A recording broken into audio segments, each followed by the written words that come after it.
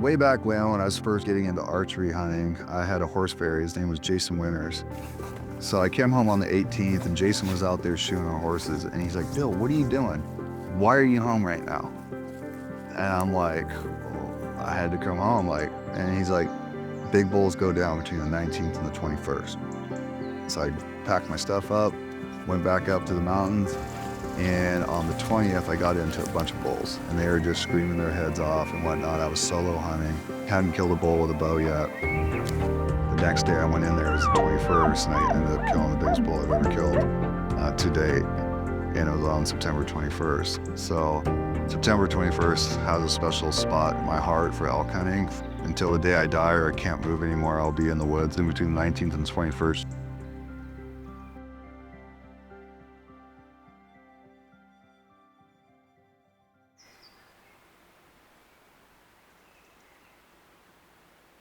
We're elk hunting. This and waterfowl hunting is two favorite things I could do in my life. It's awesome. We're chasing a bull right now. We had a big one down in the canyon. We're gonna see if we can get after him. We're bushwhacking though. One of my worst favorite things to do. So, we'll see. I grew up in a small town called Antioch, California, situated between San Francisco and Sacramento on the California Delta. Back then it was a small town. Everybody was hunters and fishermen, outdoors type people. The town next to us where my mom grew up was Pittsburgh, California. And that was kind of the sister city to a town in Sicily where my grandparents were from. There's a lot of other Sicilians and Italians there. And so I grew up in kind of that community. There was always a lot of food and a lot of just Italian community to attach to. All those Italians, they were big hunters. A lot of them fished in Alaska in the summertime, and in the wintertime they'd fish, outside the Golden Gate for salmon and crab and things like that. So the outdoors was just something I grew up with. My dad was a huge sturgeon fisherman, pheasant hunter, blacktail deer hunter, elk hunter. So I kind of grew up just tagging along with him since the time I could walk. So that was kind of my upbringing, and I just absolutely loved it. Played football, baseball, basketball up through high school and ended up getting a football scholarship to Cal. So, a lot of times football was during hunting season, especially deer season and elk season. So I didn't get a lot of it done. I would try to sneak away on the weekends when I could, but yeah, as soon as I was done with football and school, I was all in. So I took 2 weeks off of work and we headed up to Idaho, and there was this one spot where he's like, hey, I'll come up out of it, come up through this draw every morning. He goes, why don't you walk up there and go sit up there and see what happens? And at that time we were rifle hunting. And so it's pitch dark. I have no idea where I'm at. He points up the hill and it's literally a cliff. So he's like, points up the hill. He goes, go right up there, you hit a flat, keep walking. And then when you see an opening, just sit there. It's like 5 a.m, sweating my butt off. It's like 15 degrees out and I get up there and it's still dark. I'm sitting there, I'm like, what the heck am I doing, And all of a sudden I hear cows chirping, choop, choop, choop. They're chirping. I hear the brush breaking. I'm like, holy cow, this is happening, right? And then all of a sudden, here comes an elk, 100 yards from me, boom, I shoot it. Goes down, I climb down the cliff. My dad told me he'd meet me there at 10 o'clock, and my dad comes rolling in the truck. He's like, well, what happened? I'm like, hey, cowboy. Yeah, I was super excited, and so we went, got the packs, and hiked up there and broke it down and brought it down to the truck, and that was that. So, and what's cool about that spot is now giving 3 people that I know their first elk.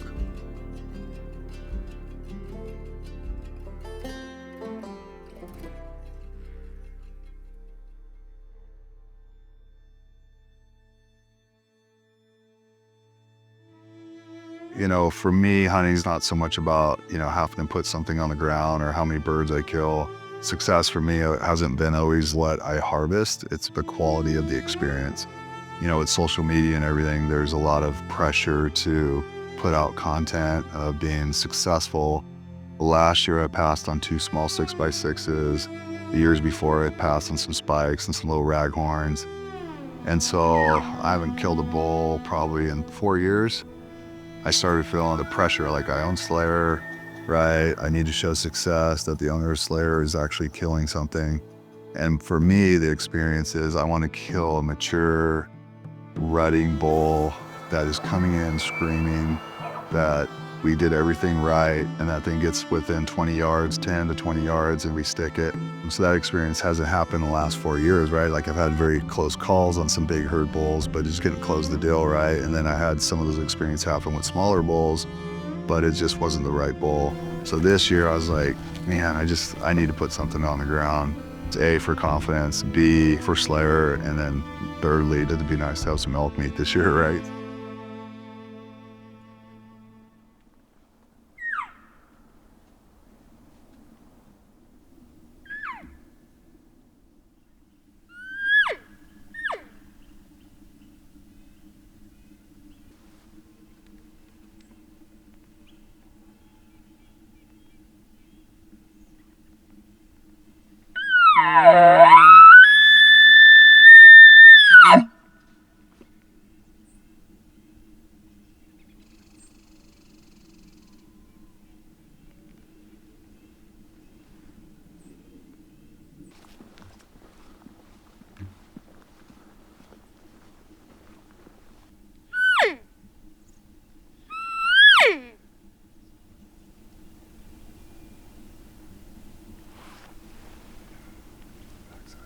Sounds like it.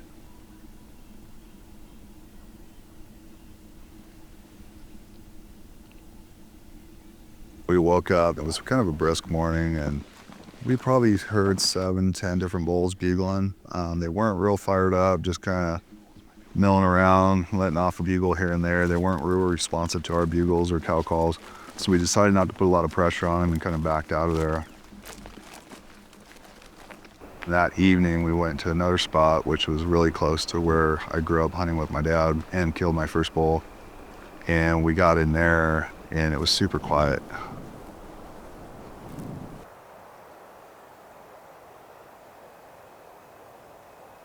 I was actually kind of getting negative thoughts.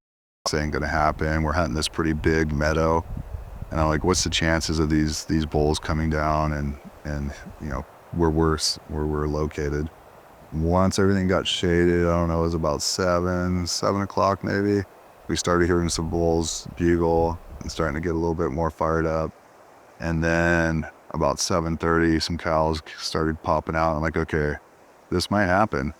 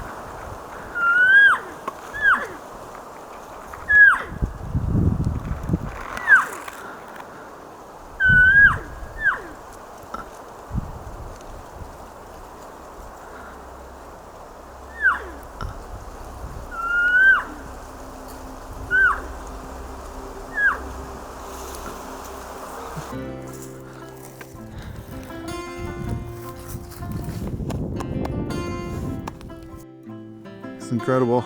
Man, this guy came in beautiful. It was so awesome.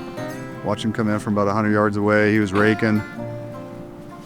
Clayton did some cow call, man, and he just came straight on in. Nice and slow, walking in, gave me a 40-yard shot, and looks like a double lunged him, and he went no more than 50 yards. So it was good to see that the animal didn't have to suffer, and we got some good table fare.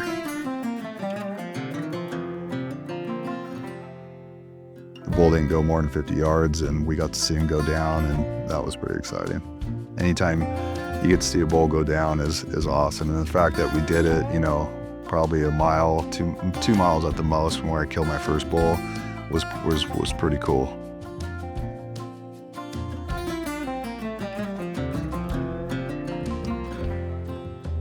I wanted to have some success, and breaking that 4-year cycle and going back to where it all began was pretty cool. So, I'm hoping that now we got the monkey off our back this year, and that will kind of lead to the following years.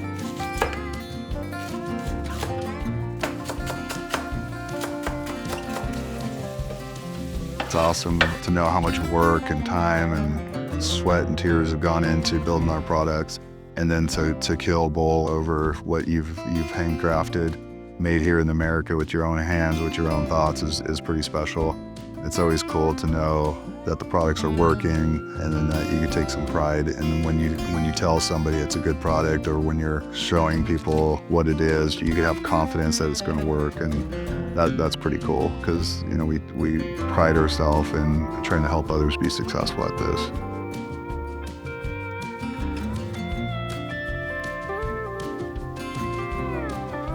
I'm super thankful that I have the outdoors. I mean, I love it. I absolutely obsess over the outdoors. Fishing, hunting, camping, no matter what it is, I obsess about it. And I'm grateful that I get to share it with good friends. I'm grateful I get to share it with my son-in-law. I'm grateful that I can share it with my grandson, who's now into hunting. I'm grateful that I'm able to share it with my youngest stepdaughter. It's kind of a bittersweet chase, right? But it was a blessing to be able to harvest that bull, and the family's going to enjoy eating them.